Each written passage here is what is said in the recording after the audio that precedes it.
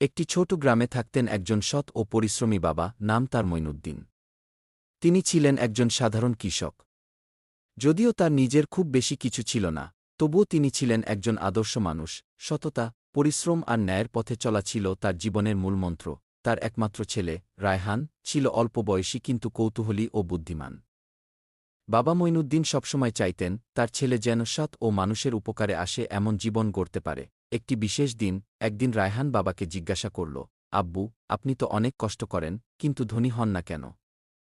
মঈনুদ্দিন হেসে বললেন, বাবা, ধনী হওয়া শুধু টাকার উপর নির্ভর করে না।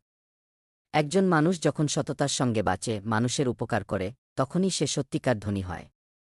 পরদিন ভোরে বাবা ছেলেকে মাঠে নিয়ে গেলেন। সেখানে রায়হানকে একটি গাছ দেখিয়ে বললেন, এই গাছটা আমি তোমার বয়সে রোপণ করেছিলাম। তখন কেউ বিশ্বাস করেনি এত বড় হবে। কিন্তু আমি বিশ্বাস রেখেছিলাম।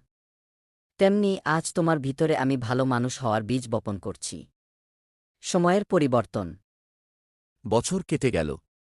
রায়হান বড় হয়ে একজন স্কুল শিক্ষক হল। গ্রামের দরিদ্র ছেলেমেয়েদের বিনা পয়সায় পড়াত। সবাই তাকে ভালোবাসত। মঈনুদ্দিন গর্বভরে বলতেন, আমার ছেলেই আমার আসল সফলতা।